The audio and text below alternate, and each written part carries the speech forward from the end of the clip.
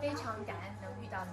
我有一个问题想请教你，就是关于我们经常说的，我们想发愿去往生，然后比如说阿弥陀佛，我们有往生到西方极乐世界，这是我经常听到的。那比如说弥勒佛会它有兜率天的那个净土，那我自己很喜欢做弥佛母或者说绿度母，那他们是不是都有自己的净土？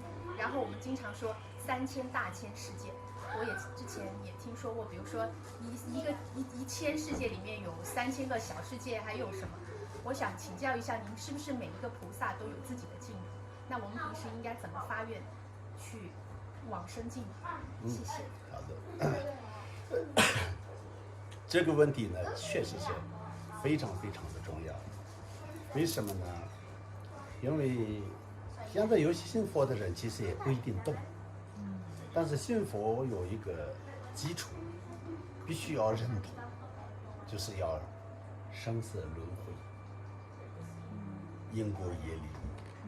所以善有善报，恶有恶报，不是只有精神我们的一些生活当中的快乐啊、不快乐这些事情，而且人死亡之后一定会有一个地方叫做八尔度，就是中阴，然后再去到各个流道不同的地方，有些上去，有些下去。慧能也这样说的，上去和下去有2种。所以呢，有些为什么很多人现在就是自杀，因为他们以为他受不了生活的压力，他觉得自杀了就解决了问题，他们反而就没有明白自杀造作了更多的恶业，然后就下意识可能会更痛苦。所以呢，我们基本上呢，第一呢，我们要动因果，这是很重要。第二呢，轮回就是本来就是轮转的意思。在这个轮转的过程当中，成佛和去净土是2个概念。这个有些人觉得啊，我去西方极乐世界是不是成佛了？其实不是。但是西方极乐世界是你成为菩萨了，已经非常不推转，就是完全是保证你可以成佛的一个境界。然后呢，在阿弥陀佛那边修一修就可以成佛。怎么用简单来说是这样的。那除了阿弥陀佛之外，你刚刚说的几个，比如说多率天，确实有一个叫多率天，就是这个弥勒菩萨的净土。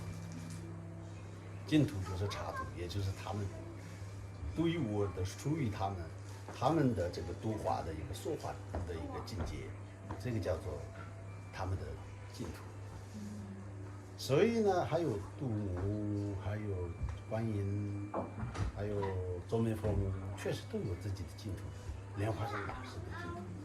但是这些净土当中，也有一些境界上的高低。虽然呢，这些佛没有任何差别，但这些佛的这个它差度有差别哦，这个很重要。怎么说呢？比如说释迦牟尼佛和其他阿弥陀佛他们的境界是一样的。但是娑婆世界就是释迦牟尼佛的净土啊，娑婆世界和极乐净土有没有差别？有啊，我们现在在娑婆世界，所以这是很明显的。为什么有差别呢？因为不是因为他们有问题，而且是他们说化众生的对象选择不同，所以呢，各有各的一个殊胜的地方。但是呢，总的来讲的话呢，比如说你喜欢或者你相应，应该这是一种相应和一个缘分。你希望都能够下意识就是成这个多率天，但多率天呢，实际上呢，3界轮回的欲界、色界、无色界的欲界的天人，多率天本来就是一个天界。才天界。这是天界。只是他们有弥勒菩萨这样的一个化身在那边传讲佛法而已，明白吗？如果万一你自己修不好的话，不一定能成为很好的。就像你遇到一个很好的上师，但是你这是自己不用功不认真，但是真正能够起到作用也很有限的。其实是这样的。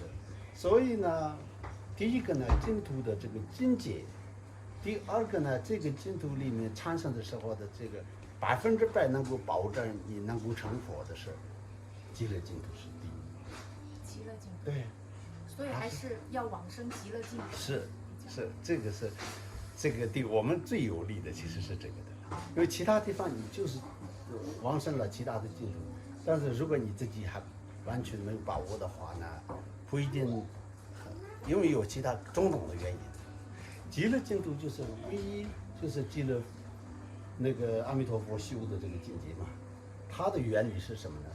这里能往生到我的净土的人，必须是一个前提是什么？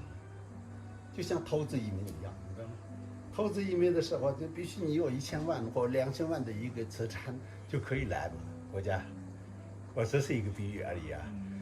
极乐净土里面的这个前提是什么呢？你是不退转的菩萨。不退转是什么呢？你再也不会去因为业力而去轮回的那种。所以呢，你就是来到轮回也是，这是一个乘愿再来，你来度化众生，而并不是因为你自己不由自主的轮回。所以呢，这个阿弥陀佛的净土是最有保险的，明白吗？那你就是一个一般的人，怎么可能？那你现在没有这个不退转的这个资格嘛啊？怎么办呢？因为阿弥陀佛自己修出来的这个原理是不可思议，所以往生净土法就是净土宗的那个净土的修法，藏传佛教里面也有非常完整的体系的净土法门。一按照这个去修的话呢，就是有报，就是有希望。所以，但是呢，其他呢都是，当然是这个一样的一个佛的一个化身或者一个显现，所以他们究竟上没有差别，没有高低。但是对我们来讲的话呢，就是极乐净土是最理想的，明白吗？感恩开始。